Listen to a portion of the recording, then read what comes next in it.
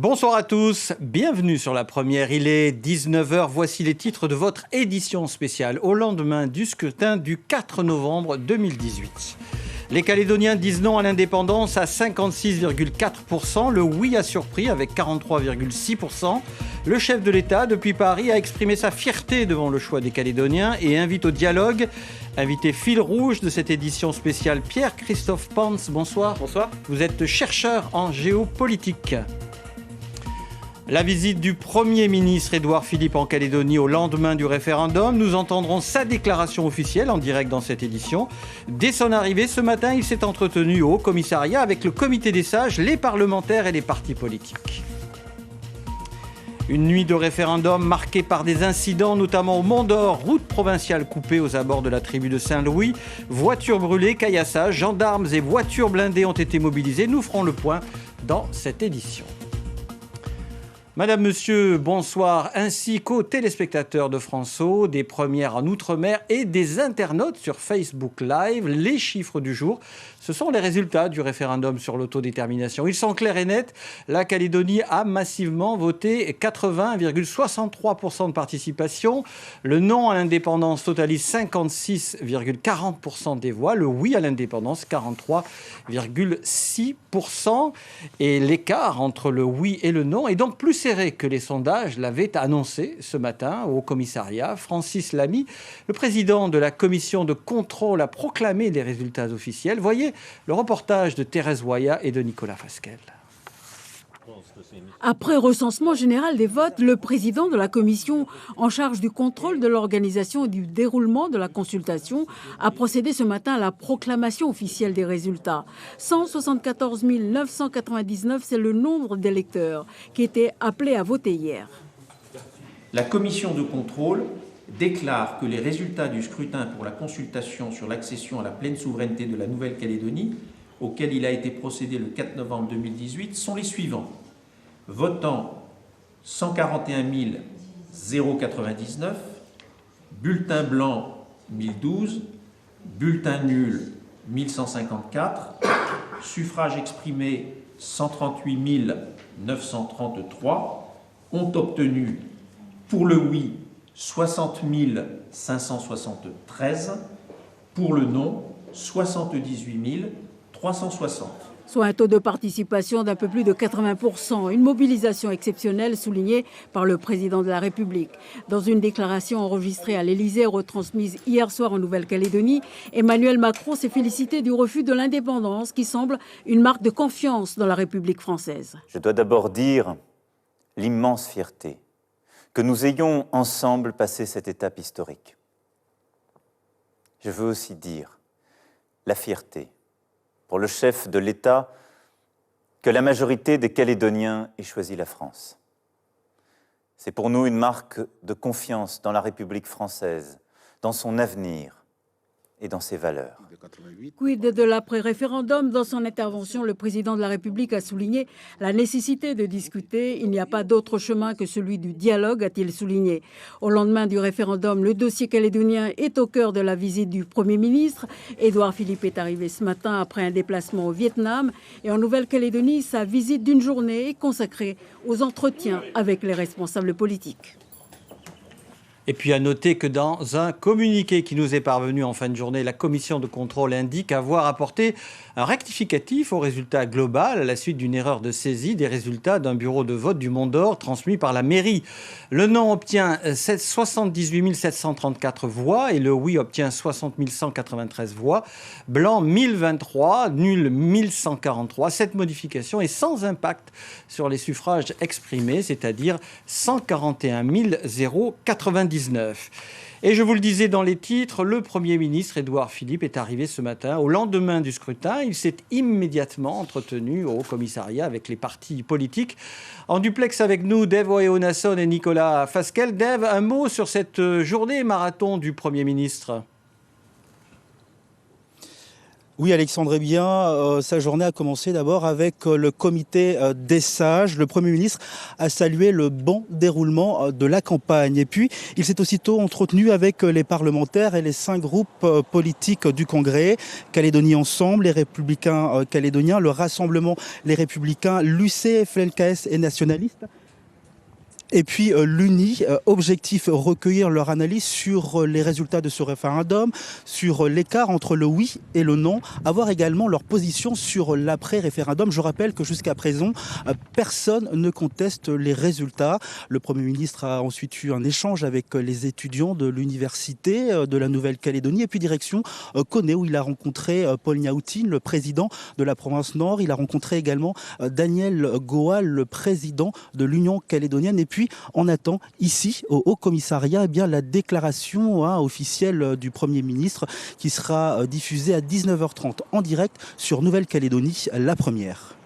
Si, Dave, et puis rappelons qu'Édouard Philippe fera, dans le cours de cette édition, une déclaration officielle en direct depuis le Haut-Commissariat. Nous lui donnerons bien sûr la parole dès le moment venu. Retour à présent sur les résultats définitifs du référendum, province par province. Pas de surprise sur les clivages traditionnels. Victoire du oui au nord et aux îles, succès du non au sud. En revanche, d'étonnante abstention aux loyautés. Elle est 2 à 3 fois plus importante que dans les autres provinces. Étonnante aussi la part du vote blanc. Il confirme l'indécision d'une partie des électeurs jusque dans l'isoloir. Retour sur ces résultats avec Olivier Jaunemann. Victoire attendue du non en province sud et en Nouvelle-Calédonie, 56,4% contre 43,6%. Et victoire logique du oui dans les provinces indépendantistes. Mobilisation massive au nord, 86% de participation et des scores sans appel pour l'indépendance, 94% à Yengen, à Puebo et au Belep. Abstention surprenante aux îles Loyauté. La participation, 59%, est très inférieure à la moyenne générale, 80%. C'est surtout vrai à Ouvéa, 41% d'abstention, et à Marais, 46% d'abstention, qui passent toutes deux pour des bastions du Parti travailliste.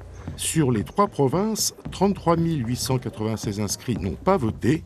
C'est presque 2 fois plus que l'écart qui sépare le oui du non. 17 788 voix. Anecdotique mais pas négligeable, 1017 électeurs n'ont pas voulu trancher la question. Ni oui ni non, ils ont voté blanc. Pierre-Christophe Pans, bonsoir. Vous êtes chercheur en géopolitique, je le disais. Votre réaction à ces résultats globaux ? Eh bien, finalement, ils sont assez sans surprise par rapport au baromètre politique que constituent les élections provinciales. Alors, même si ce ne sont pas les mêmes listes électorales, je crois qu'on reste véritablement sur les mêmes tendances politiques depuis une trentaine d'années, donc il n'y a pas véritablement de surprise. Après, par rapport à la participation des îles Loyauté, qui est en deçà de 20 points globalement par rapport à la moyenne territoriale, c'est effectivement surprenant. Et puis, enfin, en tout cas, quand on compare aux autres élections provinciales, on était toujours dans des tendances un petit peu moins importantes que sur la Grande Terre, mais pas dans ces proportions. Un résultat qui contredit néanmoins les sondages qui nous annonçaient d'autres résultats. Oui, effectivement. Je crois que les sondages les plus favorables au oui n'étaient même pas dans ces eaux-là. Donc je pense qu'il y a une vraie mobilisation du camp indépendantiste, mais également du camp non indépendantiste. Je crois que globalement, ils ont fait le plein de voix et c'est ce qui montre un petit peu ces résultats serrés. Et si on sort de la bipolarisation, vous êtes chercheur en géopolitique, que nous enseignent ces résultats ? Faut-il vivre ensemble plus que jamais, j'ai envie de dire ? Effectivement, mais ce qu'on constate aujourd'hui, c'est que la société calédonienne, ce n'est pas une révolution auquel on a assisté. On a encore les mêmes différences politiques d'une commune à l'autre, d'une province à l'autre. Donc les clivages existent encore et la question qu'on peut se poser aujourd'hui, c'est comment sortir de ces clivages ? Est-ce que le référendum, est-ce que les discussions qu'il va y avoir entre les différents acteurs politiques vont contribuer à passer à un autre paradigme, à savoir anti-indépendantiste, non indépendantiste, indépendantistes? Est-ce qu'on va passer à autre chose? C'est véritablement la question qu'on va devoir se poser au lendemain du 4 novembre. Vous restez avec nous, Pierre-Christophe Pans. On poursuit cette édition spéciale en faisant le tour des provinces avec les résultats et on va direction la province sud avec le plus grand bassin de population du Grand Nouméa qui a largement voté non à l'indépendance à 77,7% pour le non et 22,3% pour le oui. Et en province sud, à Nouméa, avec les résultats du référendum au lendemain du scrutin, Caroline Antich-Martin et Christian Favnec sont allés interroger les habitants. Ils s'expriment sur leurs sentiments le jour d'après le vote. Regardez. 12 heures après l'annonce des résultats du référendum, rares sont les habitants du Grand Nouméa qui acceptent de s'exprimer à chaud. Pourtant, sur les 4 communes de l'agglomération, le non l'a très largement emporté, mais la victoire a pour certains un goût amer. L'indépendance, faut connaître ce que c'est que l'indépendance. Hein. Parce que ça peut être bon, mais ça dépend, ça peut être aussi mauvais. Bon, je pense que maintenant, il faut que les élus travaillent pour que tout le monde soit pris en considération et pas une certaine partie de la population. Moi, je suis bien content que la Nouvelle-Calédonie, que le peuple calédonien ait décidé de rester dans la France. Moi, j'étais assez surprise quand même de voir il y avait quand même 40%, je crois, de oui. Enfin, c'est pas négligeable, quoi. Faut vraiment les prendre en compte. Toute personne qui vit en Calédonie, qui achète, qui travaille, qui investit, il est calédonien, non? Il y a eu quand même 36 000 personnes qui n'ont pas voté. C'est beaucoup. C'est à revoir, ça. On remarque que les indépendantistes ont progressé. Et ça prouve que les mentalités commencent à changer. Peut-être que ça ne sera pas pour cette fois-ci, mais peut-être pour la prochaine fois. Un petit peu surprise que ce soit aussi proche des 50%. Je pensais que le non à l'indépendance serait plus fort. Ni déçu ni content. Maintenant, il faut continuer à avancer. Je suis déçu. On n'a pas atteint les 65% que j'attendais. C'est tout. Une victoire en demi-teinte, donc, pour les partisans d'une Calédonie française qui, depuis hier soir, envisagent peut-être l'avenir du pays autrement. Et direction la brousse à présent. Nous partons à la fois 70% pour le non, 30% pour le oui. Un résultat qui a surpris dans cette commune entre pro-indépendantistes satisfaits du résultat et loyalistes déçus par un écart plus faible qu'ils ne l'imaginaient. Voyez le reportage d'Antoine Le Teneur et de Claude Lindor. L'histoire retiendra donc que les bulletins du non ont été les plus nombreux dans les urnes lafoyennes. À 70% contre l'indépendance, la commune loyaliste semble conforme aux prévisions de son parti de tutelle Calédonie Ensemble.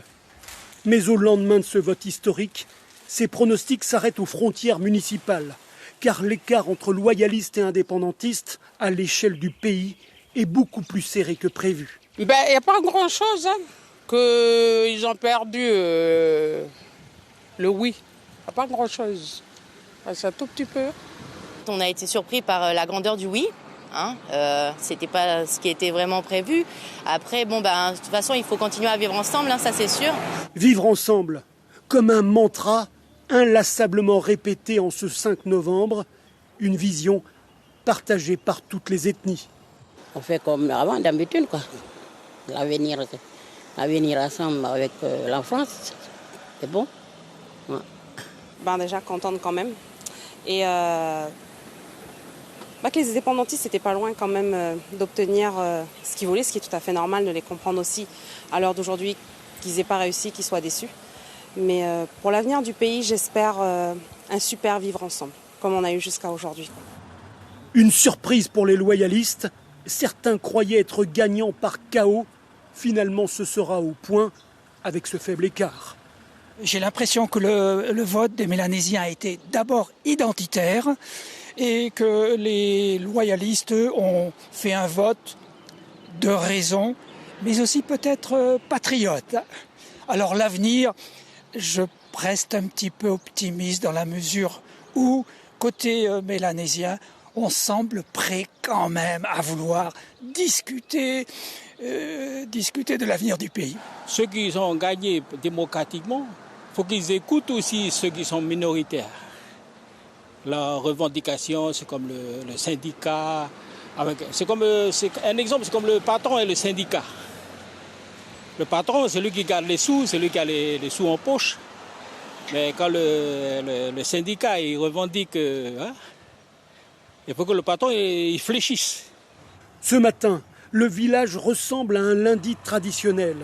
Mais tous les électeurs du pays savent que l'avenir peut désormais s'écrire autant avec l'arithmétique électorale qu'avec le consensus politique. Pierre-Christophe Pantz, que vous inspire ce reportage que vous venez de voir? Quelle réaction vous avez à ce vote loyaliste province sud, j'ai envie de dire? Eh bien, quand on regarde un peu dans le détail, dans ces communes, on va dire, de la Beauce rurale de la province sud, eh bien, on se rend compte que la participation a été massive. Plus de 90% pour cette zone allant de Bourail jusqu'à Boulou-Paris. Donc, c'est vraiment une très forte participation. Alors, c'est ce qui a permis, effectivement, aux non-indépendantistes d'avoir davantage de voix. Mais on constate également que les indépendantistes sont allés chercher des voix également dans ces communes où ils n'ont pas l'habitude d'avoir des suffrages. Après, ensuite, sur ce que disait un des intervenants, effectivement, je crois qu'en Nouvelle-Calédonie, depuis 30 ans, on n'a jamais imposé une majorité sur une minorité, et je ne pense pas que ça va changer avec l'issue de ce référendum. On part ensemble dans la province des îles, Pierre-Christophe Pantz, où la participation a été plus faible, à moins de 59%. On commence par l'Ifou, où nous retrouvons nos envoyés spéciaux, Sylvie Méhoun et Philippe Kunzmann. Ils nous relatent l'ambiance du vote et les réactions de la population. Regardez. Sans surprise, à 80%, les électeurs de l'Ifou se sont prononcés en faveur du oui à l'indépendance de la Calédonie, un référendum dont le score global a fini bien loin du non massif prédit par le camp loyaliste, ce qui conforte les militants du FLNKS. Hyper heureux parce qu'on est bien loin du non massif annoncé par la droite locale, et surtout je voudrais remercier la jeunesse du pays qui s'est enfin réveillée, mobilisée, parce que c'est leur avenir. Et ça nous laisse beaucoup d'espoir parce qu'on est à 43% et on n'a pas fait le travail de terrain auprès des abstentionnistes, des religieux, partis travaillistes et l'USTKE. Les abstentionnistes sur l'Ifou, ils étaient près de 4300 sur environ 10 400 électeurs inscrits. L'indécis, le déçu ou encore le religieux qui prône la neutralité politique, l'après 4 novembre s'annonce chargé sur le terrain. 43%, c'est pas rien. Derrière tout ça, il faudrait qu'on se mette au travail. Aujourd'hui, ce matin, je suis au travail parce que les 43%, il faudrait le justifier après sur le terrain. On a vu aussi qu'il y a un petit peu de baisse sur la participation au niveau des votes. Donc il faudrait que nos politiques soient plus convaincants au niveau de la population, au niveau des jeunes. Devoir de mémoire ou encore quête d'un avenir, la jeunesse de l'Ifou, d'ordinaire absente dans les meetings politiques, s'est particulièrement mobilisée en faveur de l'indépendance ou pour le maintien au sein de la République. C'est vrai que les scores ils sont un peu serrés, mais je suis très contente parce que le non l'a remporté, mais aussi parce que toute la population s'est exprimée et c'est ça qui est très très important, surtout pour un vote comme celui-là. Je suis très très contente. Ce matin, je me suis levée, bien réveillée comme il faut. Mais bon, on sait que c'est que la première consultation et il y en aura encore.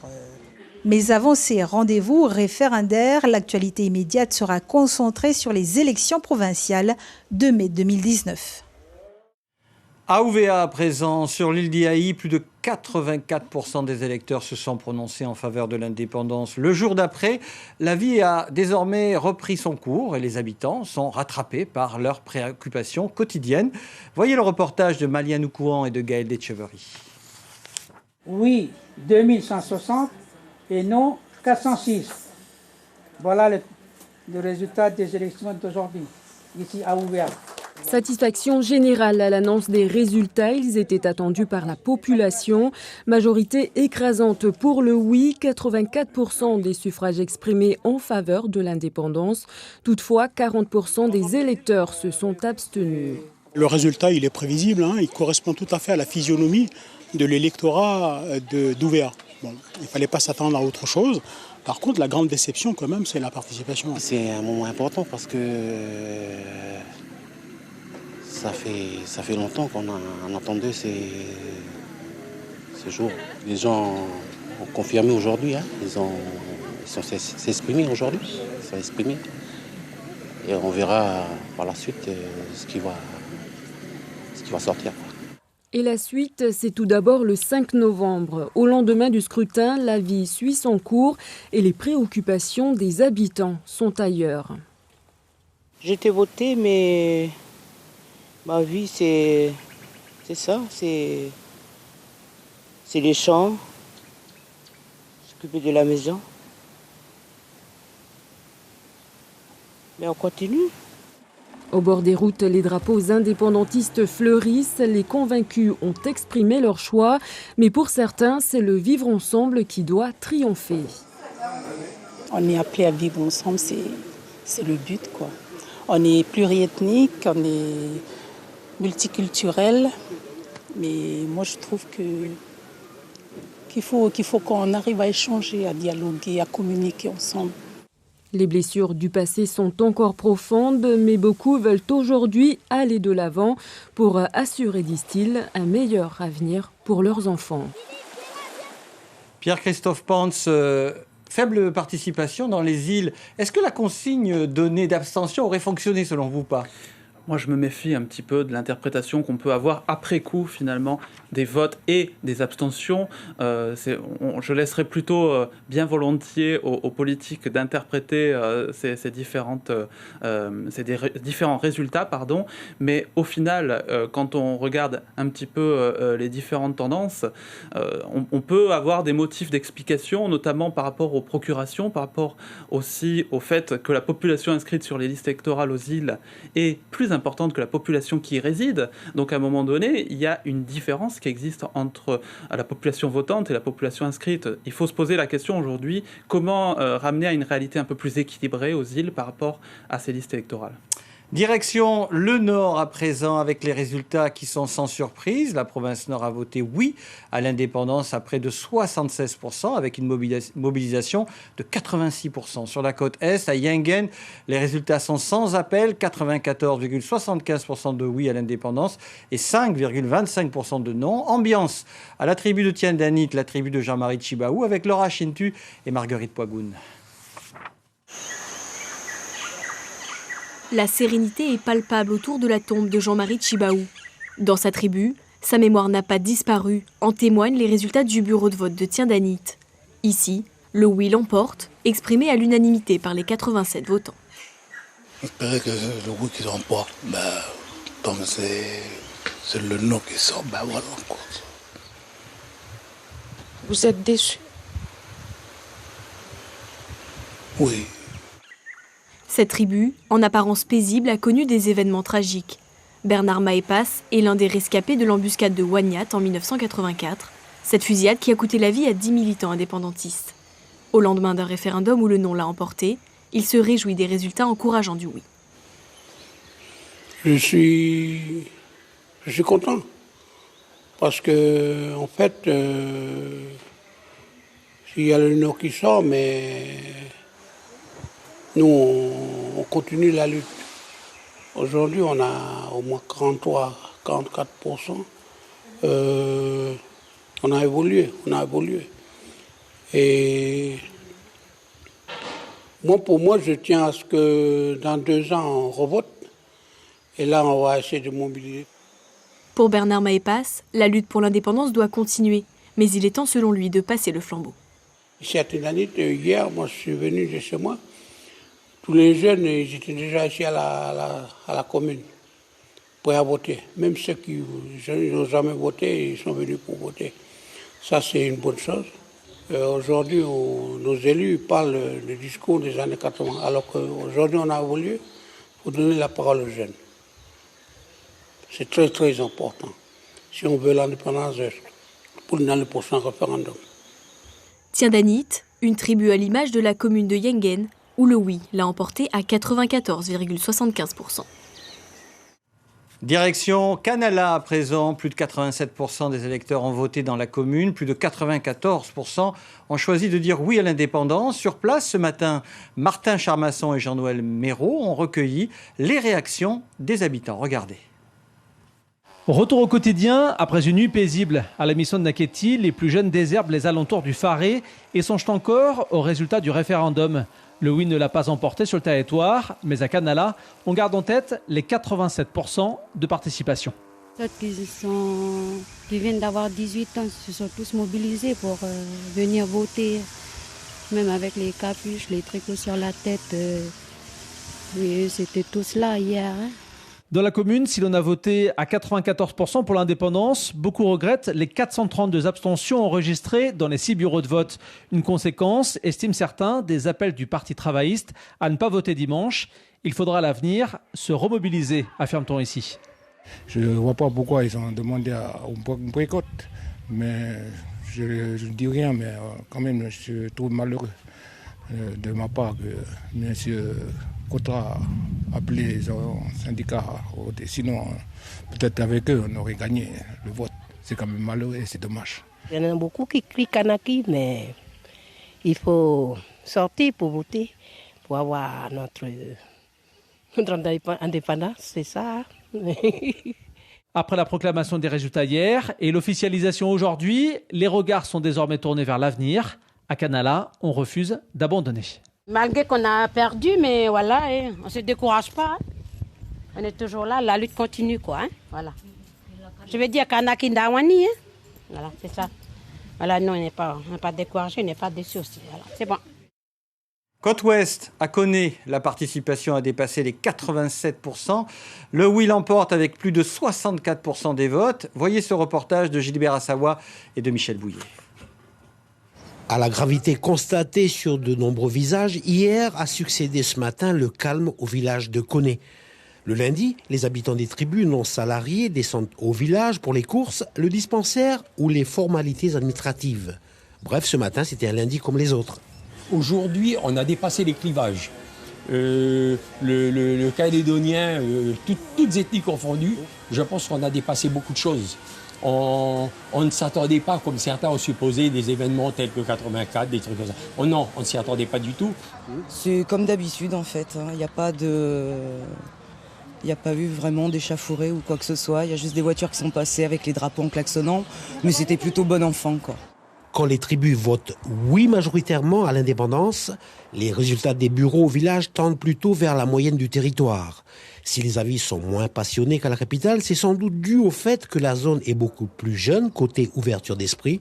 Chacun garde ses convictions, mais vivre dans la zone décapée, ça oblige à voir les autres. Tout le monde a bien saisi la chose, quoi. C'est-à-dire que il y a un gagnant, il y a un perdant, mais disons que ce qui a été dit par les deux leaders politiques hier lors de leur conférence à RFO, lycée première, c'est de dire que les acquis resteront les acquis. On n'a pas à revenir là-dessus. Un acquis, c'est un acquis. Vous faites confiance Ouais, moi je fais confiance. Vous avez peur? Non, je n'ai pas peur de l'avenir. Ouais. Je fais confiance à ceux qui sont devant nous pour la gestion de notre paix pour demain, après-demain. Dans la zone Vaux-Koné-Point-Bout, l'urbanisme gagne sur les pâturages, mais c'est une expansion réfléchie et maîtrisée. Au sortir de la première des 3 consultations ratifiées par référendum sur l'accord de Nouméa, les tenants de chaque camp avaient tablé sur une réponse massive. Il n'en a rien été, et le seul massif qui compte ici, c'est le Koniambo. Pierre-Christophe Pans, le vote en province Nord, votre regard, votre analyse ?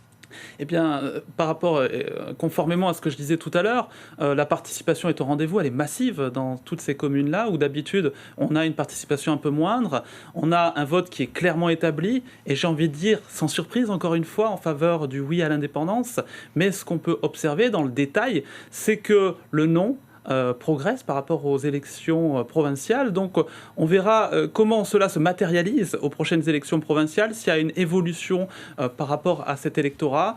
En tout cas, ce que l'on peut dire, c'est que concrètement, on reste sur une situation assez bipolaire en province Nord et plus globalement en Nouvelle-Calédonie, avec 2 camps bien figés, que ce soit à l'échelle provinciale, à l'échelle communale et même parfois à l'échelle intercommunale.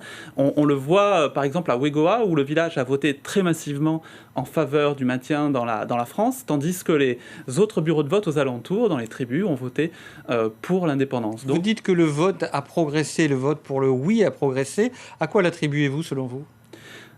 Je pense essentiellement à la forte participation.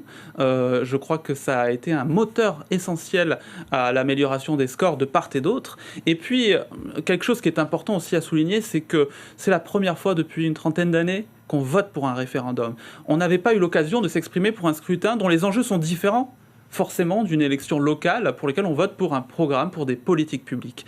Donc effectivement, il y a une légère différence qui peut exister localement sur certaines communes entre le oui à l'indépendance et le non à l'indépendance. Alors nous attendons l'intervention du Premier ministre Édouard Philippe en direct du Haut-Sarria.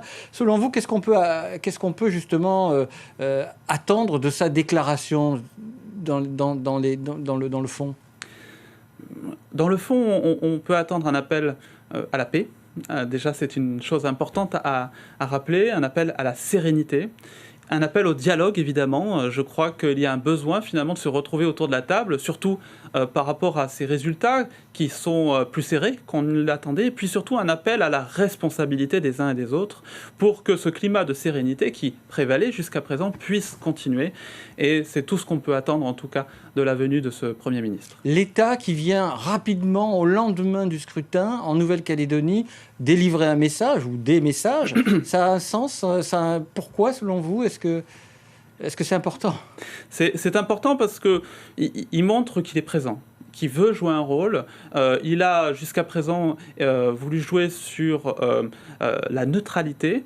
Je crois que c'est une neutralité pour le coup bienveillante, en tout cas qui veille en tout cas à ce que les débats se passent de manière sereine, de manière aussi finalement assez pour qu'on soit assez fiers finalement de cette consultation à l'échelle nationale et à l'échelle internationale. Je crois que tous les regards sont sur la Nouvelle-Calédonie en ce moment, et donc l'État a tout intérêt finalement de soigner finalement ce scrutin-là avant, pendant et après. Alors avant de l'écouter, de le recevoir dans cette édition spéciale, c'est donc au Haut-Commissariat que les hommes politiques calédoniens avaient rendez-vous au lendemain de ce référendum. Entretien avec Édouard Philippe oblige. À la sortie, il a surtout été question de débriefer le scrutin de la veille et d'évoquer l'avenir. Voyez le reportage de Bernard Lassos et de Brigitte Wab. Édouard Philippe l'avait annoncé de longue date. Au lendemain du 4 novembre sera le temps du dialogue. Sauf que le résultat d'hier a changé quelque peu la donne. Cette victoire du non a surtout gonflé le moral des partisans du oui. C'est d'abord une victoire de notre jeunesse. La jeunesse kanak qui s'est mobilisée partout. Nous sommes persuadés, au vu de ces résultats, que le projet politique porté par le FNKS devient quelque chose de possible. C'est une alternative puisque de nombreux non-Kanaks ont voté oui à ce référendum. Fort de ce soutien, la tenue d'un deuxième, voire d'un troisième référendum, conformément à l'accord de Nouméa, est porteur de nouveaux espoirs pour les indépendantistes et toute négociation sera abordée en position de force. On avait proposé de discuter d'un statut de souveraineté avec partenariat avec la France. C'est une idée qui fait son chemin. Donc on a dit au Premier ministre que si on devait discuter quelque chose, ce sera forcément de la souveraineté et le type de relation qu'on continue à entretenir avec la France. Il n'y en aura pas d'autre. Cette perspective de nouveau scrutin n'enchante guère le camp loyaliste. Le oui ne l'emportera pas ni dans 2 ans ni dans 4 ans. Donc personne n'a intérêt à déstabiliser la Nouvelle-Calédonie sur le plan politique et sur le plan économique parce que ça va avoir des conséquences sociales importantes. Et donc on a intérêt à ne pas attendre 4 ans pour discuter, mais à discuter dès maintenant pour essayer de stabiliser la Nouvelle-Calédonie. Et les républicains calédoniens d'appeler à l'unité entre partisans du non. Pas sûr qu'une nouvelle plateforme renaisse. À Calédonie Ensemble, on reste plutôt ouvert au dialogue avec les indépendantistes. Je les inciterai à ce qu'on puisse entrer dans une négociation qui nous permette de construire une nouvelle organisation politique qui se substitue à celle de l'accord de Nouméa, qui soit constitutionnalisée aussi, dans laquelle le droit à l'autodétermination continuera à s'exercer, mais pas dans les conditions prévues actuellement par l'accord, parce que ce sont des conditions extrêmement contraintes. Au rassemblement, on considère que le débat est tranché. Les Calédoniens ont choisi, je cite, de rester français. L'heure n'est plus aux négociations. Il n'y a pas de négociation, il n'y a plus de concession. Chacun doit assumer des responsabilités. Doit ses responsabilités, moi j'assumerai les miennes. Parce que c'est d'une incohérence totale, on voit bien ce qui s'est passé là. Et vous avez demandé à l'État d'être à vos côtés dans ce... Bon, vous savez, je ne demande rien. Des fois, il vaut mieux être seul que mal accompagné.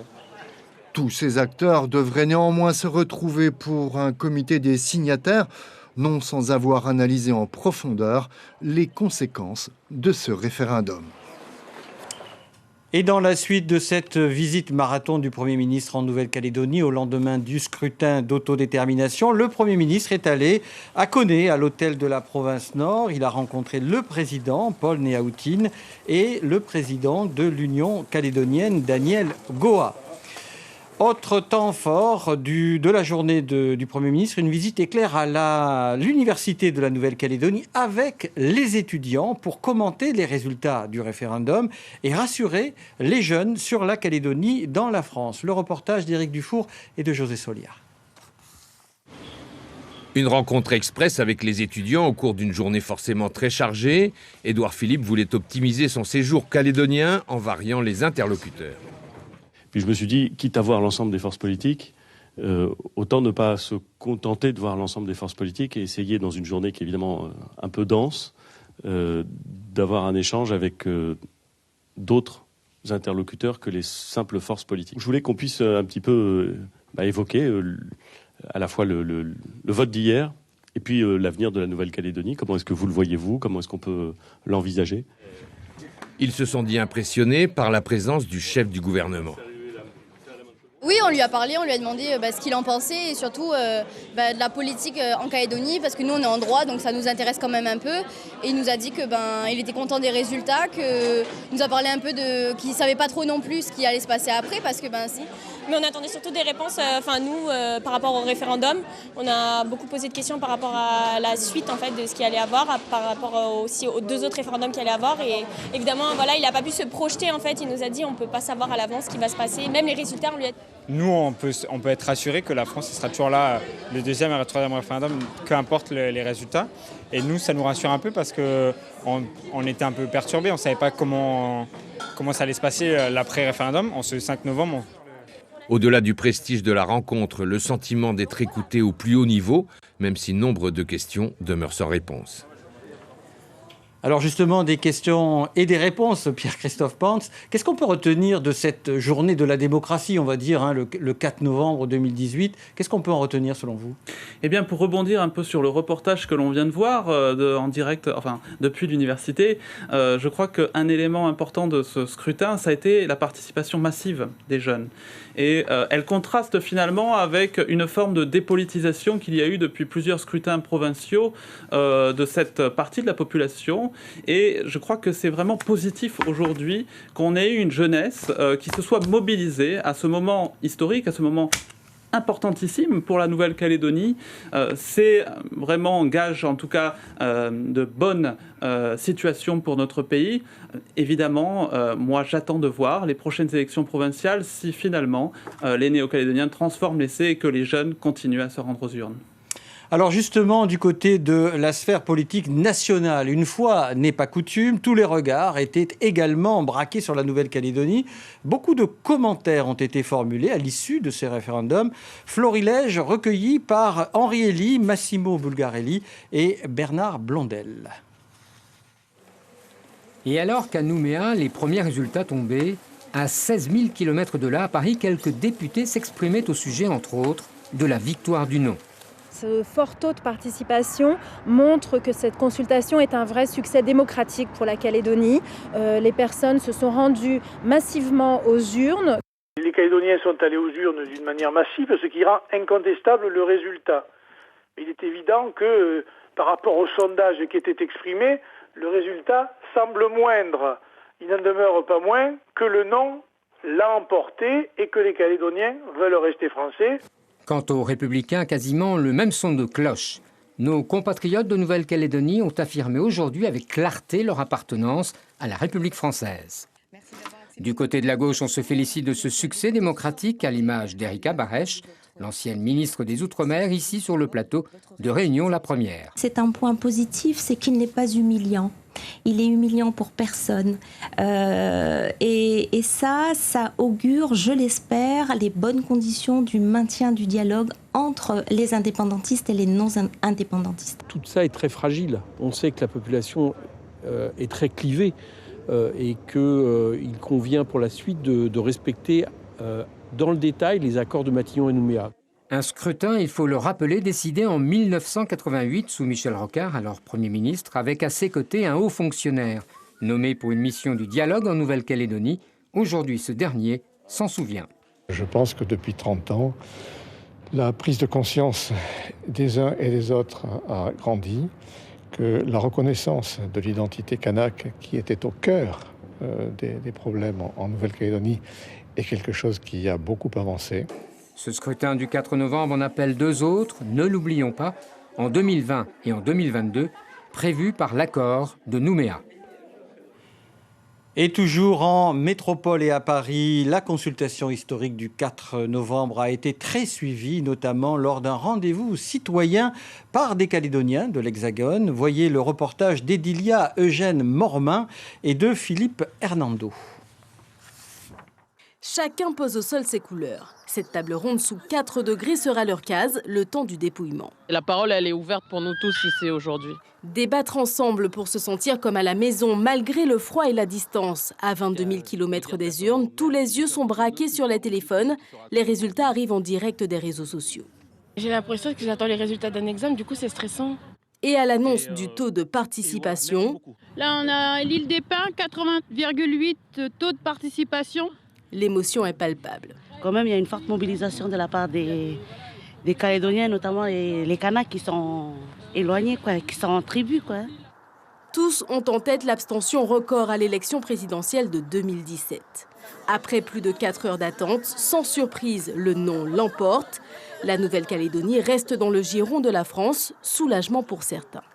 Contente, mais voilà, il reste tout à faire en Nouvelle-Calédonie. Il y a encore beaucoup de défis à relever et le pays reste à construire.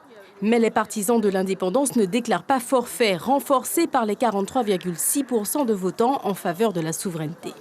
L'accès à l'indépendance d'un peuple doit être libre chez lui-même. Et avec toutes ces familles qui sont arrivées, mais ils sont déjà là, mais il faut savoir que la Kanaki un jour sera indépendante. Aujourd'hui à Paris, un sentiment unanime a dominé les clivages, celui d'avoir participé à l'histoire.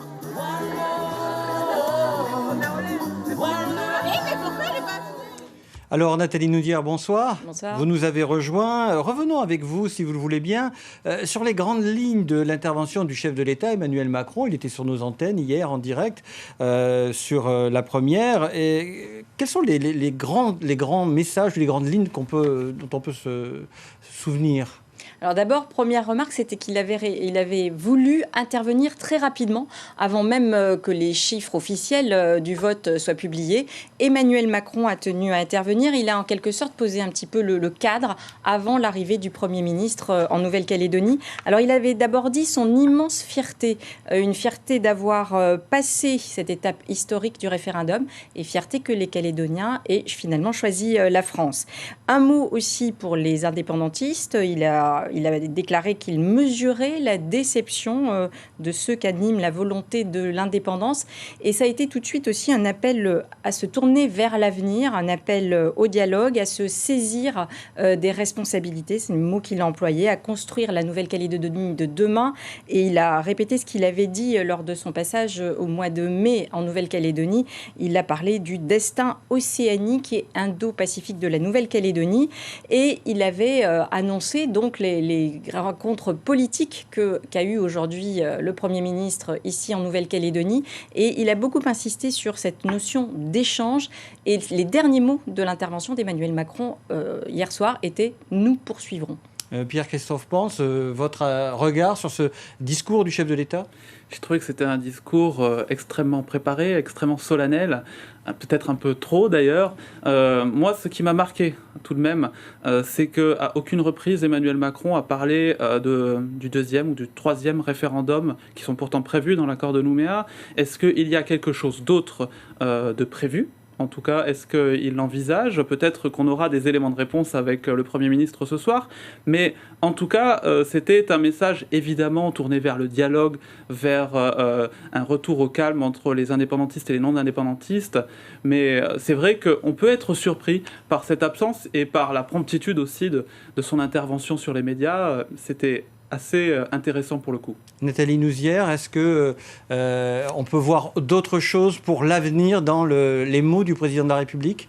C'est ce que je disais, il a un peu posé le cadre et maintenant Édouard Philippe va devoir, il est allé au contact des partis politiques ici, qui lui ont chacun exposé leurs vues qui sont dissonantes, puisque les indépendantistes ont bien répété qu'ils voulaient une application de l'accord de Nouméa avec les deuxième et troisième référendums, alors que les partis anti-indépendantistes n'en veulent pas et disent qu'il faut essayer de négocier autre chose. On va voir donc ce soir si Édouard Philippe se prononce sur cette question. Et vous, Monsieur Pence, le débat et la question de la deuxième et troisième consultation, comment est-ce que vous l'accueillez ? Je l'accueille de façon la plus neutre possible, vous imaginez bien. Mais ce que je peux dire, c'est qu'effectivement, face à ce résultat, l'une des seules issues possibles pour les uns et pour les autres, c'est le dialogue. Juste pour rappel, d'un point de vue... Le dialogue à travers les urnes ou autrement ? Le dialogue entre les indépendantistes et les non-indépendantistes, et j'ai envie de rajouter, entre les non-indépendantistes eux-mêmes. Parce que la différence des indépendantistes, je rappelle que les non-indépendantistes n'ont pas été capables de faire un seul meeting pour cette campagne référendaire ensemble. Donc je crois qu'il y a un besoin peut-être de se retrouver autour de la table et de discuter véritablement des enjeux pour la Nouvelle-Calédonie. Alors vous avez raison, les élections provinciales arrivent, ça va être compliqué en tout cas d'atteindre le but d'une discussion apaisée. Ça veut dire que, selon ce que vous avancez, les indépendantistes sont plus capables de faire la synthèse lors de moments, on va dire, importants ? On en a eu la démonstration pour cette campagne référendaire. Je crois qu'aujourd'hui, l'unité du FLNKS n'est plus à démontrer. Ils ont fait une vraie campagne unitaire, tandis que la campagne des trois partis contre l'indépendance a été un peu plus divisée. Et puis, on voit que c'est des luttes un peu transpartisanes aussi sur certains éléments de politique locale. On a pensé à ce qui s'est passé aux polémiques sur la TGC, sur d'autres éléments de politique locale. Donc la question, c'est véritablement de savoir si aujourd'hui, Oui, voilà, nous retrouvons, vous le voyez à l'antenne, le Premier ministre et la déclaration officielle du Premier ministre suite à la consultation du référendum. Il est en direct du Haut-Commissariat, nous vous propose de l'écouter. Le référendum prévu par l'accord de Nouméa constituait un rendez-vous pour la Nouvelle-Calédonie, mais aussi pour toute la France. Il s'agissait de tenir l'engagement pris en 1988, confirmé en 1998, de permettre au peuple calédonien de s'exprimer sur l'accession de la Nouvelle-Calédonie à la pleine souveraineté. Le scrutin qui s'est déroulé hier est un véritable succès démocratique et populaire. Succès grâce à la participation sans équivalent des électeurs qui se sont rendus très nombreux aux urnes. Succès également en raison de la mobilisation très forte d'une jeunesse qui s'est saisie de cette occasion pour se prononcer et participer à un moment démocratique unique. Succès enfin de l'organisation de ce référendum grâce à un travail collectif que je veux saluer. Je voudrais à cet égard remercier les forces politiques de Nouvelle-Calédonie pour leur participation aux travaux préparatoires dans le cadre des comités des signataires organisés depuis plusieurs mois. Elles ont fait, dans le cadre de la préparation de cette élection, preuve d'un grand sens des responsabilités et du dialogue. Je veux également relever l'action des services de l'État et des communes de Nouvelle-Calédonie, ainsi que du gouvernement de Nouvelle-Calédonie, qui ont contribué à faire de cette journée du 4 novembre un moment majeur de démocratie. La commission de contrôle des opérations de vote, présidée par M. Francis Lamy, et appuyée par 250 délégués, des magistrats, des hauts fonctionnaires, des universitaires venus de toute la France, a également joué un rôle décisif qui a été salué par tous. Un mot également pour remercier le comité des sages que nous avions pris la décision de créer, qui était présidé par M. Jean Lec, maire honoraire de Nouméa, et qui, dans le cadre de la préparation de cette consultation, a permis de faire prévaloir beaucoup de sagesse et beaucoup de mise en perspective. Je les en remercie très sincèrement. Collectivement, et comme l'a exprimé le président de la République hier, nous devons être fiers de ce rendez-vous. Je note d'ailleurs avec beaucoup de satisfaction que tous s'accordent sur le caractère incontestable du résultat de ce référendum. Toutes les forces politiques que nous avons rencontrées ont salué l'engagement de l'État en ce sens et les échanges que Madame la ministre des Outre-mer a eus aujourd'hui avec les délégués du Forum des îles du Pacifique et avec les experts des Nations Unies nous permettent de penser que ce constat est unanimement partagé. Ce moment constitue l'aboutissement de 30 années de travail, de 30 années de dialogue, mais aussi d'une volonté collective de rééquilibrage politique et économique. La Nouvelle-Calédonie d'aujourd'hui n'a pas le visage d'il y a 30 ans.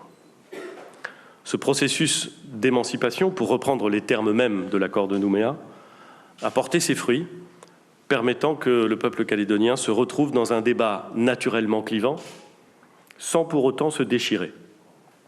Il a pu, comme le relevait par une formule élégante un de mes interlocuteurs ce matin, débattre sans se battre. Je voudrais ici, et singulièrement dans ce lieu, saluer les grandes figures qui ont posé les gestes qui font que ce rendez-vous a été permis et ait pu se dérouler de façon sereine. Michel Rocard, Jean-Marie Tjibaou, Jacques Lafleur, Lionel Jospin et toutes les forces politiques de Nouvelle-Calédonie qui ont participé à ce grand débat. Je voudrais également noter la grande continuité de l'action des gouvernements successifs qui traduit au fond la place particulière qu'occupe la Nouvelle-Calédonie dans le débat public national. Au lendemain de cette échéance, le résultat est clair et donne la majorité à celles et ceux qui souhaitent que la Nouvelle-Calédonie demeure dans la République.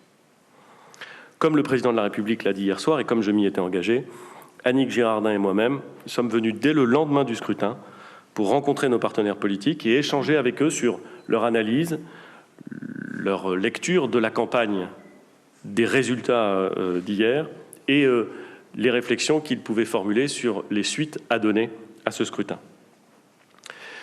Je retiens d'abord de ces entretiens la grande intensité et je dirais même parfois l'émotion qui ont prévalu lors de nos échanges.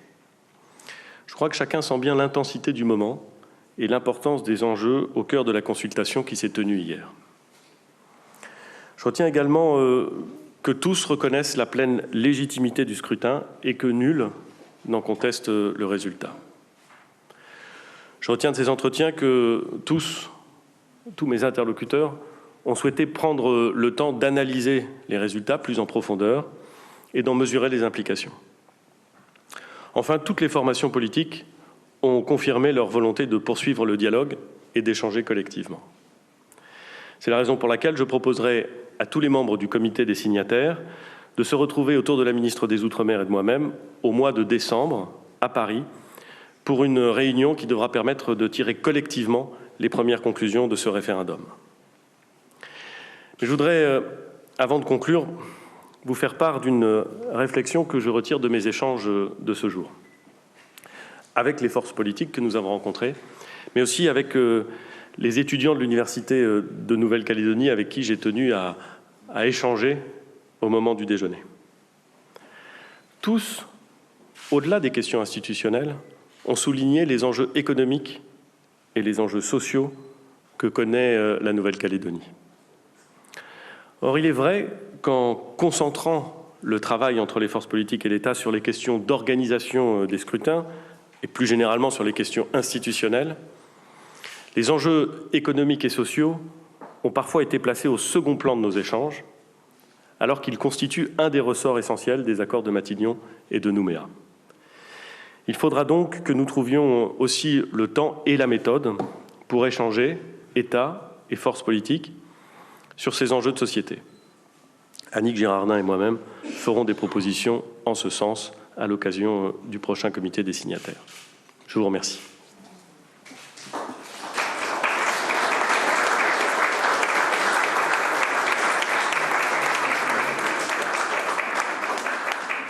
Voilà, c'était la déclaration du Premier ministre en direct du Haut Commissariat, Nathalie Nouzière. Le Premier ministre vient de s'exprimer. Que peut-on retirer ou retenir de cette intervention? Alors, on rappelait tout à l'heure les propos d'Emmanuel Macron hier soir, mais le Premier ministre s'est placé dans les pas du président, puisque lui aussi a parlé de fierté d'être arrivé à tenir ce rendez-vous du référendum. Il a parlé de véritable succès démocratique et populaire. Il a employé aussi l'expression de moment, de vigueur de la démocratie. Il a souligné le caractère incontestable du résultat du référendum et il a particulièrement salué la participation et notamment la mobilisation de la jeunesse. Donc ça, c'est pour tout l'aspect référendum. Mais ensuite, sur l'étape suivante, il a discuté donc aujourd'hui toute la journée avec les formations politiques calédoniennes. Il a employé l'expression « débattre sans se battre ». Donc il a lui aussi insisté sur la nécessité de poursuivre le dialogue. Il dit que le résultat est clair, le résultat du référendum est clair. Mais ensuite, donc, il propose de se retrouver à Paris pour... il n'a pas dit le mot comité des signataires, mais on comprend que ce sera sans doute un comité des signataires au mois de décembre à Paris. Et il a souligné aussi autre chose, sont les enjeux économiques et sociaux de la Nouvelle-Calédonie. Il en avait déjà parlé lors de sa précédente visite en Nouvelle-Calédonie et lors de son discours devant le Congrès. Et il a insisté en disant qu'effectivement, on ne devait pas se contenter des aspects institutionnels, de débat des aspects institutionnels, mais parler aussi de ces enjeux économiques et sociaux et trouver une méthode pour justement y arriver. Et ce sera aussi l'enjeu des prochaines discussions à Paris. Alors Pierre-Christophe Pense, vous êtes chercheur en géopolitique. Comment avez-vous accueilli cette intervention du Premier ministre ? Un peu dans la même veine finalement que celle du président hier. Effectivement, le président avait apporté un cadre, il apporte quelques éléments, effectivement, en utilisant finalement les bons jalons, en étant reconnaissant par rapport à tout ce qui a été fait, à cette sérénité. Je crois que c'était important qu'il le rappelle, toujours en faisant appel au passé, à ce qui a été parcouru par la Nouvelle-Calédonie. Et puis un élément également qui est intéressant, c'est son analyse au final, du fait que la situation socio-économique était au second plan, finalement, des enjeux et surtout des échanges qu'il y a eu ces derniers mois entre les différents acteurs politiques.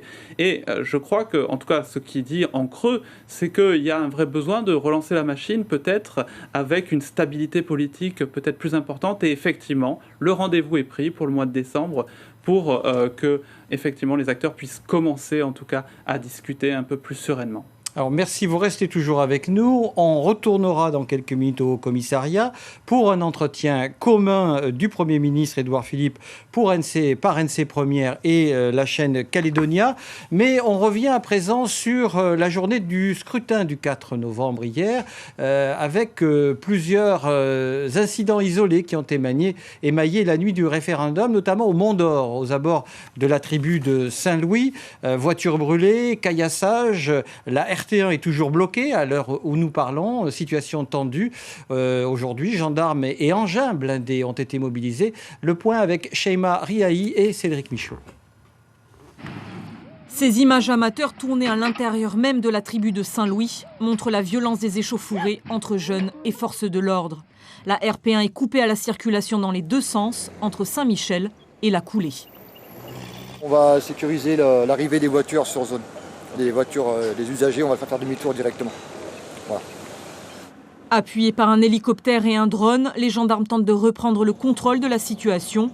135 militaires sont déployés au sud et au nord de la tribu. 9 VBRG, dont 2 blindés dédiés au transport des troupes, assurent les opérations de reconnaissance et de déblaiement de la chaussée. Sur les barrages, caillassage et jets de cocktails Molotov, la tension monte d'un cran. En réponse, les forces spéciales tirent plusieurs grenades lacrymogènes. Les automobilistes, eux, prennent leur mal en patience. Ras-le-bol. Ras-le-bol, à chaque fois on est bloqué pour aller chez nous. Donc, il y en a marre. Il y en a marre. Un peu embêté parce qu'au niveau du boulot, on ne peut pas non plus s'acculer. Et on s'y attendait aussi un peu. Ben maintenant, on fait avec. Au wharf de Boulari, des navettes maritimes acheminent des habitants du Mont d'Or Sud. Seules les urgences médicales et les personnes devant prendre l'avion sont prises en charge. Les dialysés sont prioritaires. L'ambulance part actuellement. Là. 15 jours d'avance de médicaments par la pharmacie, tout ce qui est compléments alimentaires, équipements, tout ça, ça a été anticipé au cas où. Et voilà. le cas est arrivé. Qu'on a vécu en 2016 pendant 4 jours d'affilée. Mais là, on a géré, c'est beaucoup mieux géré, donc on le fait dans la sérénité, même s'il y a quand même du stress, quoi. Donc on n'a pas à transporter avec nos bateaux personnels des dialysés qui portaient risque aux personnes. Mais bon, on est dans une situation qui est complètement ubuesque et totalement anormale. Au total, une quarantaine de transferts ont été effectués entre les wharfs de Boulari et du Vallon d'Or. Un dispositif reconduit demain matin en cas de blocage de la RP1. Et à Nouméa aussi, dans plusieurs quartiers de la capitale, des incidents sporadiques se sont produits. Incendie, caillassage, le récit de Gwen Kemeler avec Coralie Cochin et Patrick Nicard. C'est à la rivière Salée que les premiers troubles sont apparus. À 20h, feu de brousse près de la station mobile avec jet de pierre sur la police. 20h12, regroupement de jeunes près de l'église avec barre de fer et armes blanches. 20h40, dépôt Toyota près de l'ancienne Impériale. 7 véhicules encore sous douane sont la proie des flammes. Peu après 21h, des départs de feu, des caillassages sont signalés à Saint-Louis, Rivière-Salée, Caméré, Magenta, puis Païta dans la nuit.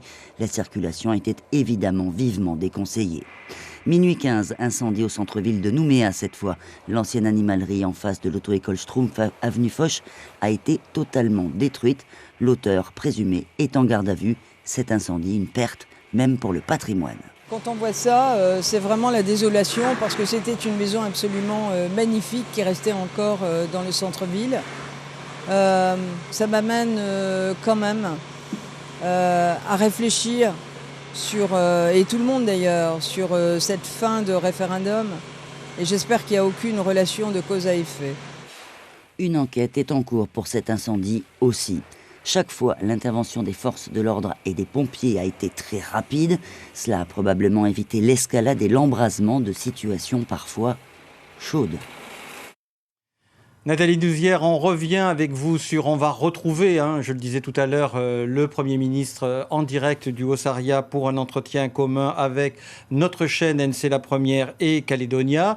Cet entretien, selon vous, que peut-il renfermer comme message ?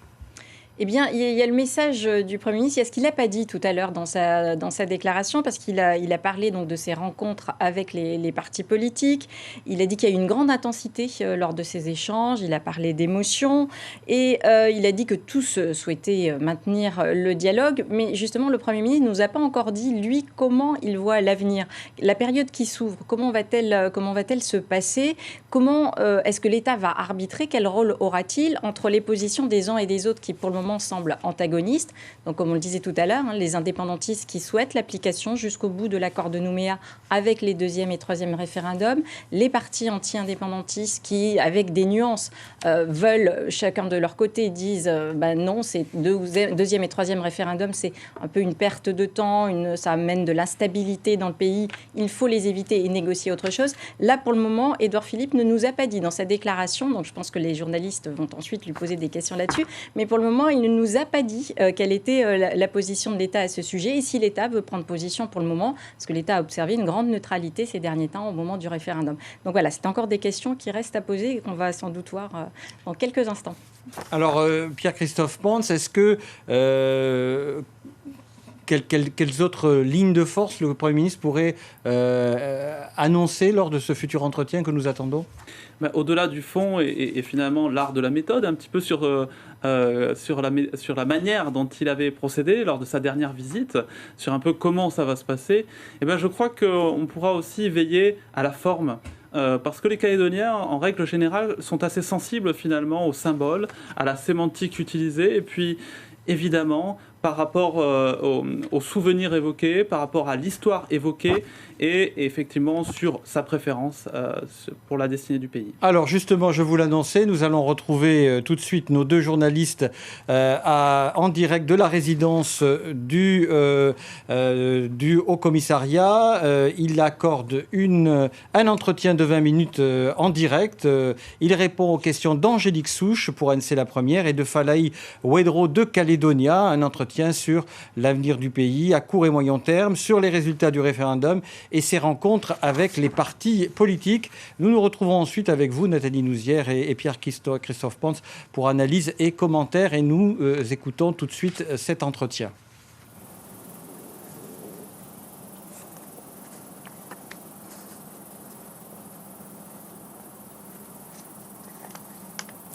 Monsieur le Premier ministre, bonsoir. Bonsoir. Merci de nous avoir accordé cet entretien pour Nouvelle-Calédonie. La première est calédonien en ce lendemain d'un jour historique pour la Nouvelle-Calédonie, puisque nous sommes au lendemain du référendum de sortie de l'accord de Nouméa. Falaï Wedro, bonsoir. Bonsoir. Alors je précise que nous sommes ici au commissariat de la Nouvelle-Calédonie, à Nouméa bien sûr, donc en direct, mais aussi en direct dans tous les Outre-mer et dans l'Hexagone, grâce à François et France Info. Monsieur le Premier ministre, hier, les Calédoniens ont donc choisi de rester dans la France avec un résultat net, 56,7% des suffrages pour le non. Quels enseignements tirez-vous de ce résultat? On vient de le dire, vous l'avez dit vous-même, clair et en même temps, finalement, plus resserré que ce qu'on pouvait escompter. On peut probablement retirer beaucoup de choses de ce résultat. D'abord, la participation exceptionnelle, record je crois en Nouvelle-Calédonie, plus de 80%, c'est tout à fait réjouissant. Deuxième chose, la très bonne organisation du scrutin. Et je le dis parce que beaucoup étaient très inquiets de la façon dont ce scrutin serait organisé. Beaucoup imaginaient qu'il pourrait donner lieu à des tensions, voire à des débordements. La vérité, c'est qu'il a été organisé dans des conditions quasi parfaites et que nul ne conteste le résultat qui sort des urnes. C'est très important pour la suite, c'est très important pour la démocratie. La troisième chose que je retiens, c'est que personne ne conteste en effet le résultat. Il est clair, il est net. Vous indiquez qu'il est peut-être différent de celui qu'attendaient un certain nombre d'acteurs politiques. C'est un fait, mais pour ma part, j'ai toujours considéré que les élections se faisaient le jour de l'élection et que commenter les résultats avant l'élection, c'était un pari risqué. On a donc un résultat qui est clair, qui est incontestable, qui dit des choses sur l'avenir de la Nouvelle-Calédonie que chacun doit prendre en compte. Monsieur le Premier ministre, vous l'avez dit, une mobilisation exceptionnelle, plus de 80%. Qu'est-ce que ça dit du pays? Sa très grande mobilisation pour décider, conformément aux engagements qui ont été pris il y a maintenant 30 ans, pour permettre aux électeurs de Nouvelle-Calédonie de décider souverainement de l'avenir de la Nouvelle-Calédonie. Et je crois que là aussi, on a vu une mobilisation impressionnante, partout, avec des gens qui se sont exprimés, qui n'avaient jamais jusqu'à présent voté, avec un nombre considérable de jeunes qui venaient voter. Donc je crois qu'en réalité, la question qui était posée par ce référendum est une question centrale et qu'elle a été perçue comme une question centrale par tous les électeurs de Nouvelle-Calédonie, ce qui est d'une certaine façon assez logique, reconnaissons-le. Alors un commentaire sur l'ambiance, le contexte de ce scrutin, globalement serein, vous l'avez souligné aussi. Malgré tout, on a vu ça et là quelques incidents émailler cette journée, notamment cette journée de lundi avec Saint-Louis par exemple. Comment vous interprétez ces incidents-là? Pendant le scrutin, en effet, tout s'est bien passé, il n'y a pas eu de tension particulière, même pas de tension. C'est vrai que longtemps après la fermeture des bureaux de vote, il y a eu quelques mouvements que vous évoquez. Je ne crois pas que ceci puisse ternir l'atmosphère qui a prévalu pendant le scrutin. Je ne sais pas d'ailleurs s'ils sont véritablement liés au scrutin ou non. Ce que je sais, c'est que dès qu'ils ont commencé, la gendarmerie est intervenue pour libérer les axes et que les contacts que j'ai pris avec le maire de la commune de Mont-d'Or, Éric Gay, dès le début de l'après-midi, me laissent à penser que la circulation sur l'axe pourra être réouverte dans de bonnes conditions demain. Donc je mesure bien le trouble à l'ordre public qui a pu intervenir, mais je ne crois pas qu'il vienne en quoi que ce soit ternir la qualité de l'organisation et la sérénité qui a prévalu pendant le scrutin. Vous avez rencontré les principales formations politiques. L'un de vos interlocuteurs vous a dit débattre sans se battre. Ouais. Y a-t-il d'autres propos qui vous ont surpris? Non, je ne dirais pas que des propos m'ont surpris, mais j'ai été marqué par l'émotion d'un certain nombre de ceux qui s'exprimaient. Une vraie émotion. Beaucoup de gens ont parlé avec leurs tripes, très, très calmement, hein, mais avec leurs tripes. Je crois parce que la tension pour des acteurs politiques qui, pour certains d'entre eux, depuis 30 ans vivent ce processus, parfois plus longtemps encore. Le moment du vote sur l'accession ou non à la pleine souveraineté était un moment incroyablement important et symbolique. Et je pense que c'est apparu dans les discussions que j'ai eues ce matin avec toutes les forces politiques. Ça touchait quelque chose chez eux qui était au cœur de leur engagement politique. C'est très respectable. C'est très respectable d'avoir mis à ce point ses tripes, son cœur, son âme dans la bataille, entre guillemets. J'aime pas trop le terme de bataille quand il s'agit d'une élection, mais dans cette consultation. Le président de la République a dit hier soir dans sa déclaration il n'y a pas de vainqueur en substance, il n'y a pas de vainqueur, il n'y a pas de vaincu. Le seul vainqueur, finalement, c'est le processus de paix de ces 30 dernières années. C'est ce que vous avez ressenti dans vos échanges aujourd'hui ? Oui, c'est ce processus incroyablement particulier, dont je ne suis pas sûr que chacun mesure le caractère exceptionnel. Cette capacité, pendant 30 ans, qu'ont eu les forces politiques de Nouvelle-Calédonie, indépendantistes et non indépendantistes, avec l'État, à travailler, à dialoguer, à procéder à une transformation de la Nouvelle-Calédonie, au fameux rééquilibrage politique et économique qui était prévu par les accords. Pour beaucoup de gens, ça peut paraître naturel, ça peut même paraître assez lent et presque banal. Ça n'a rien de banal, c'est unique dans l'histoire de France et probablement unique dans l'ensemble des pays du monde. C'est vraiment quelque chose dont nous devons tous collectivement ressentir une certaine fierté. Et je voudrais le dire parce que je dirais assez volontiers qu'en la matière, la Nouvelle-Calédonie montre un exemple exceptionnel. Vous venez d'annoncer un comité destinataire au mois de décembre. Oui. Quel en sera l'ordre du jour ? Ça permettra... Aujourd'hui, j'ai vu chacune des forces politiques une par une. Et c'était mieux le lendemain d'un scrutin de les voir en tête à tête, si j'ose dire. Mais le comité des signataires, qui regroupe les formations politiques qui sont représentées au Congrès, plus les signataires physiques des accords de Matignon et de Nouméa, a vocation à se réunir à intervalles réguliers. Et je pense que après le mois de novembre, après que chacun aura pu un peu mesurer les implications du scrutin, digérer d'une certaine façon, pour dire les choses trivialement, l'élection, nous aurons besoin collectivement d'évoquer ce scrutin et d'évoquer la suite. Donc cette réunion du comité des signataires qui se tiendra dans le courant du mois de décembre, elle devra permettre ça, l'analyse collective du scrutin, de la campagne, du scrutin, et puis une réflexion sur ce qu'on en tire pour la suite. Il y a urgence pour vous justement à réunir ce comité des signataires dans la mesure où le calendrier, entre guillemets, nous impose des élections provinciales dès mai 2019 ? Il n'y a pas urgence. Il y avait urgence, on le convoquerait la semaine prochaine. Il n'y a pas urgence. Il ne faut pas traîner trop non plus. Et donc il m'a semblé que finalement se fixer comme calendrier le milieu du mois de décembre, ça permettait à chacun de penser à ces résultats, d'échanger d'ailleurs. Pour un responsable politique, mesurer l'impact d'un résultat, c'est aussi échanger avec la base, avec ses électeurs, avec les militants, pour savoir comment est-ce qu'on intègre le résultat politique dans sa réflexion et dans sa stratégie pour la suite.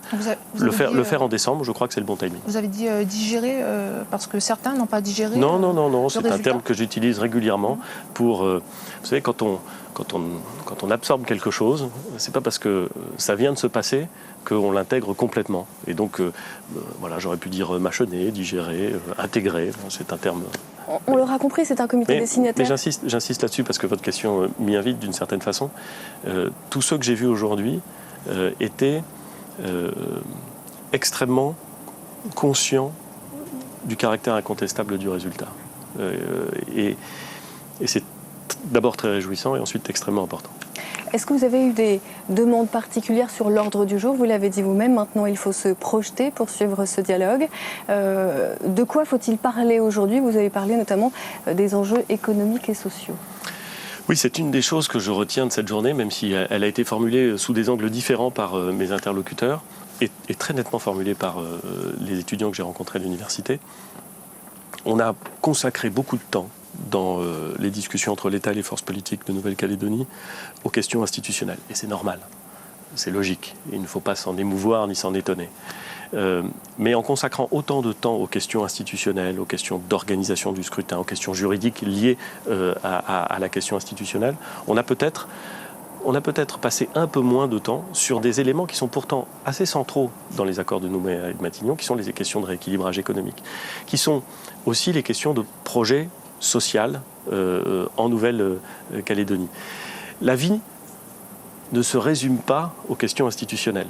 Et je dirais même que la politique, avec un grand P, ne se résume pas aux questions institutionnelles. Il y a aussi le développement économique, le développement social, le développement culturel. Et de tous ces sujets, il faut aussi que les forces politiques et l'État puissent discuter. C'est justement l'un des arguments donnés dans la campagne, notamment des non-indépendantistes, pour éviter les deuxième et troisième référendums, en disant que finalement c'est un couvercle que l'on met sur le quotidien des Calédoniens. Est-ce que l'État, sur cette question-là, pourrait être amené à déroger, ou en tout cas à trouver un compromis pour éviter ces deuxième et troisième référendums? Mais l'État, il n'est pas là pour trouver un compromis. L'État, il est un des signataires de ces accords. Il est une des parties de ces accords. Il n'est pas simplement un arbitre, comme parfois il est présenté. Il est une partie prenante de ces accords. Et il prend ses responsabilités. Je l'ai indiqué dès ma nomination, dès mon discours de politique générale, j'ai indiqué que l'État serait une partie à l'accord et prendrait ses responsabilités. Les accords prévoient la possibilité, sous certaines conditions, d'organiser, dans un calendrier prévu, un deuxième puis un troisième référendum. Nous sommes tenus par ces accords, nous ne souhaitons pas en sortir. Mais ça ne veut pas dire que parce que nous sommes tenus par ces accords, il ne faudrait pas tenir compte des résultats électoraux et notamment du référendum qui a eu lieu hier. Il faut donc que nous parlions avec les forces politiques pour savoir comment elles envisagent la suite. C'est le sens de ma remarque et je pense que c'est le bon sens et l'intérêt de la Nouvelle-Calédonie. Justement, pour la suite, est-ce que vos interlocuteurs à Koné, Paul Niaoutine et Daniel Goua, ont évoqué avec vous l'organisation et le calendrier d'un deuxième référendum? Non, nous n'avons pas évoqué ces questions. Nous avons évoqué la possibilité, mais absolument pas ni les questions de détail, ni les questions d'organisation. La fin de la campagne, notamment sur cette question-là, mais d'autres, a été finalement relativement, non pas dure, mais avec des positions assez tranchées. On a eu des déclarations Axel Dumal que je ne reprendrai pas. Est-ce que les élus, les responsables, vous avez dit tout à l'heure, insister sur la responsabilité des élus locaux, est-ce que vous les avez sentis prêts justement à franchir un nouveau pas après 30 ans d'accord? Vous avez parlé d'aboutissement tout à l'heure. Il était trop tôt pour évoquer avec eux les suites à donner à ce résultat. Si je suis venu, c'est d'abord pour ressentir à chaud leur lecture de la campagne et du scrutin. Ils sont tous convenus que globalement, la campagne s'était passée dans des conditions plutôt apaisées et plutôt sereines. Et c'est un fait qui, je crois, n'est au fond contesté par personne. Ils ont tous noté que plus on s'approchait de la date du scrutin, plus la tension se faisait vive et qu'en effet, un certain nombre d'expressions, de formulations ont pu être choisies par des responsables politiques et critiquées par d'autres. Rien de neuf sous le soleil. Il est classique qu'au fur et à mesure qu'on s'approche de la date du scrutin, la tension aidant, des propos puissent choquer parfois ou être plus fermes, plus forts et peut-être parfois plus provocateurs. J'observe que au tout début de la campagne, et même avant qu'elle ne commence, j'avais proposé aux forces politiques la création d'un comité des sages. Cette proposition, elle a été accueillie parfois avec surprise, parfois avec bienveillance, et parfois aussi, disons-le, avec une forme un air goguenard d'un certain nombre d'acteurs locaux qui se demandaient à quoi pouvait servir ce comité des sages. Je crois qu'il a servi. Je crois qu'il a permis à ces personnalités, qui n'ont évidemment aucune ambition pour eux-mêmes ou pour elles-mêmes, de rappeler la tonalité dans laquelle devait se passer la campagne. Et donc cette capacité d'un certain nombre de sages à dire, quand on allait tutoyer les limites, a été, je crois, utile à l'atmosphère générale. Est-ce que ce comité, vous pourriez le maintenir justement dans la perspective des prochaines provinciales? J'ai remercié chacun de ses membres ce matin. Je les ai remerciés très sincèrement parce qu'ils ont donné beaucoup de leur temps, beaucoup de leur énergie, de leur talent à ce comité des sages. Et je crois même leur avoir dit au moment où ils quittaient le Haut-Commissariat qu'il n'était pas impossible que si le besoin s'en faisait sentir, nous fassions à nouveau appel à eux. Monsieur le Premier ministre, j'ai bien noté hier soir la fierté assumée du président de la République dans son discours quand il s'est réjoui du résultat. Pensez-vous que la France puisse continuer à accompagner la Nouvelle-Calédonie dans le processus de décolonisation et en même temps se réjouir du non? Le président de la République s'est réjoui du résultat, de la poursuite du processus qui aboutissait à ce référendum et à ce résultat. et probablement du résultat en tant que tel. Je vous rappelle qu'il avait déclaré à l'occasion de sa visite en Nouvelle-Calédonie que la France ne serait pas la même sans la Nouvelle-Calédonie et qu'elle était plus belle avec la Nouvelle-Calédonie. Bon, donc je crois qu'il se réjouissait aussi dans cette mesure du résultat, et chacun peut comprendre qu'il exprime sa fierté sur le processus, sur l'engagement des forces politiques et sa satisfaction sur le résultat. Ensuite, l'ONU s'est saisie d'un certain nombre de sujets. Nous travaillons évidemment avec l'ONU. Il y avait des observateurs de l'ONU qui se sont rendus sur les lieux de vote pendant la journée d'hier et d'ailleurs pendant toute la semaine qui a précédé. Je crois pouvoir dire, des contacts que Madame la ministre des Outre-mer a eus avec ses représentants, qu'ils ont été frappés par la bonne organisation du scrutin et je dirais même plus par le bon esprit qui a prévalu pendant la journée du scrutin. Et est-ce qu'à terme, une décolonisation réussie serait une réussite plutôt pour la France ? Le terme utilisé, un des termes utilisés par l'accord de Matignon et de Nouméa, c'est le terme émancipation. Et je dois dire que c'est un terme que j'aime bien, c'est un terme qu'utilise souvent le président de la République, y compris dans d'autres contextes. Je pense que c'est un bon terme parce qu'il se focalise sur le fond beaucoup plus que sur le statut. Et je crois que c'est extrêmement adapté à la réalité de la Nouvelle-Calédonie. Justement, il y a eu Matignon en 88, il y a eu l'accord de Nouméa en 98. Est-ce que l'État, vous-même, saurait faire preuve une nouvelle fois d'inventivité pour donner un nouveau souffle à ce processus de paix ? Ce serait très immodeste et de ma part de me comparer à ceux qui, en 1988 ou en 1998, ont fait connaître à la Nouvelle-Calédonie finalement une progression exceptionnelle. Michel Rocard, en 1988, a joué, en tant que Premier ministre, un rôle absolument exceptionnel. Ce qui est vrai, c'est que je m'inscris complètement dans cette démarche. Que dès ma nomination, je me suis inscrit dans cette démarche, celle du dialogue permanent, ouvert, constructif avec les forces politiques de Nouvelle-Calédonie, le souci de trouver des solutions de compromis, lesquelles peuvent parfois être inventives, et ça c'est, je crois, le plus grand actif, pardon de parler en termes presque économiques, mais c'est le plus grand actif de ces accords de Matignon. La capacité éprouvée que nous avons, lorsque nous souhaitons trouver des solutions, d'arriver à trouver des compromis dans l'intérêt général. Et vous l'avez dit, Michel Rocard en est l'exemple, et votre exemple, à chaque fois, il y a aussi un homme, j'allais dire, qui a, à titre très personnel, fait, non pas basculer, mais avancer ce processus. Vous pourriez être cet homme-là en 2018-2019. En tout cas, je ferai tout ce que je peux faire, je mettrai toute mon énergie, d'abord parce que je suis impressionné par ce qui a été réalisé ici pendant 30 ans. Pas simplement en termes politiques, mais en termes de transformation de la société. Je suis impressionné par l'importance des enjeux. On n'a pas le droit de se rater, si vous me passez cette expression triviale. Et puis, pour avoir lu, pour avoir rencontré beaucoup d'acteurs politiques, syndicalistes ou autres de Nouvelle-Calédonie, pour être venu 2 fois, je suis frappé par la Nouvelle-Calédonie. Et c'est vrai que y venir, c'est en tomber amoureux d'une certaine façon, et donc se décarcasser pour essayer de trouver les bonnes solutions.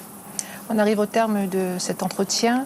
Vous partez dans quelques minutes pour la France. Est-ce que l'actualité de ces dernières heures vous a rassuré sur notre capacité à vivre ensemble en Nouvelle-Calédonie ? Je rentre à Paris, en effet, dans les minutes qui viennent. Je ne vais pas retrouver exactement le même climat, je dois dire. Et je suis évidemment confiant, extrêmement confiant, parce que je pense que les 30 années qui sont passées ont permis des transformations majeures. À l'heure du déjeuner, j'ai souhaité déjeuner avec les étudiants de l'Université de Nouvelle-Calédonie. Et ils sont le visage de la Nouvelle-Calédonie d'aujourd'hui et de demain. Ils y croient. Ils apportent une inventivité, une richesse, une énergie qui est absolument considérable. Et ils ont confiance. Ils se posent des questions, institutionnelles ou pas d'ailleurs. Mais oui, cette rencontre avec ces étudiants, la capacité éprouvée, encore une fois, des forces politiques à trouver des solutions de compromis, me laisse plutôt confiant. Même si je sais que les enjeux sont élevés, même si je sais que ça ne sera pas simple, je suis plutôt confiant. Merci, Monsieur le Premier ministre, de nous avoir accordé cet entretien. Merci à vous de nous avoir suivis. Excellente soirée. Merci. Merci. Voilà, on vient de suivre en direct l'entretien du Premier ministre par Angélique Souche et la chaîne Calédonia. Nathalie Nouzière, avec vous, on tire les leçons de cet entretien, justement. Alors moi, ce qu'on peut retenir, à mon avis, de cet entretien, c'est une volonté d'apaisement de la part du Premier ministre. Il a d'abord salué donc la tenue du référendum, la mobilisation exceptionnelle, la participation. Il a redit sa fierté, comme donc on l'avait dit Emmanuel Macron la veille. Il a parlé aussi d'une campagne apaisée. Il a salué cette campagne et notamment le rôle du comité des sages. Et puis même sur les incidents, donc il prend en compte les incidents qui ont eu lieu et qui ont encore lieu en ce moment, mais il estime qu'ils ne doivent pas ternir ce référendum, ternir la campagne, ternir ce qui s'est passé. Et donc cette volonté d'apaisement, on la retrouve dans donc une volonté de dialogue qui va se traduire par un nouveau comité des signataires. Alors là, on sait un peu plus que dans la première partie de l'intervention du Premier ministre sur la volonté en fait des uns et des autres, les volontés un peu contradictoires sur les deuxième et troisième référendums.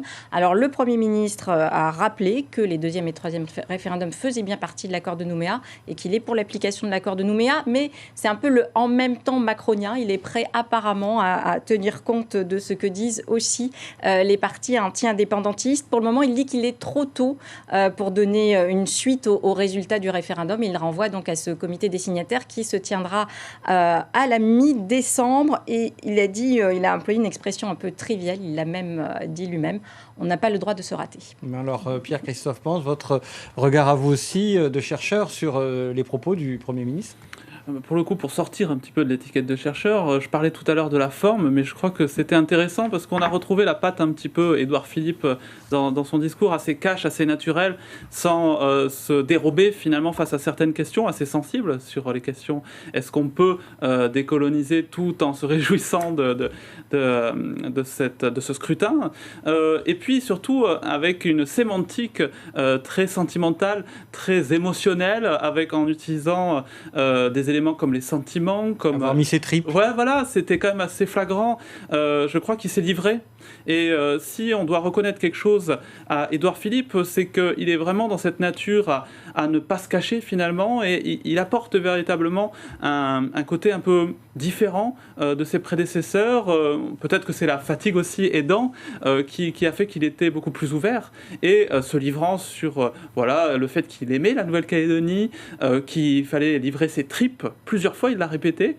Et je crois que c'est important de souligner ça. Ça montre aussi l'attachement qu'ont notre président et notre Premier ministre à la Nouvelle-Calédonie. Pierre-Christophe Pans, merci. Nathalie Nouzière, merci. Voilà qui met un terme à cette édition spéciale. Je vous rappelle les principaux chiffres à retenir pour ce référendum d'autodétermination du 4 novembre 2018. Ils sont clairs et nets. La Calédonie a massivement voté, 80,63% de participation. Le non à l'indépendance totalise 56,40% des voix. Et le oui, 43,60%. Demain, en radio, dès 5h, l'information reprend avec Steven Nipat. L'invité de la matinale de Charlotte Mestre à 6h48 sera Éric Baquès, directeur de la sécurité civile, pour parler de la saison des feux. Vos questions au 258 258. Merci à tous pour votre fidélité à vous et aux téléspectateurs de France-O, des premières en Outre-mer, et aux internautes qui nous ont suivis sur Facebook Live. Rendez-vous demain pour nous dès 19h. Passez une très très belle soirée sur la première, évidemment.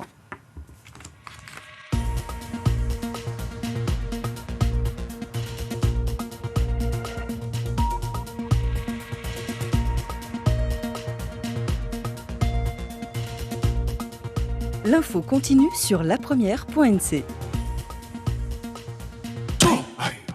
Quelles leçons tirer des résultats du référendum du 4 novembre ? Le Caillou n'apparaît-il pas plus clivé que jamais ? Et dès lors, qu'en est-il de la fameuse communauté de destin ? Avec des journalistes de la presse locale et nationale, nous en discuterons lors du dernier Question à venir de l'année.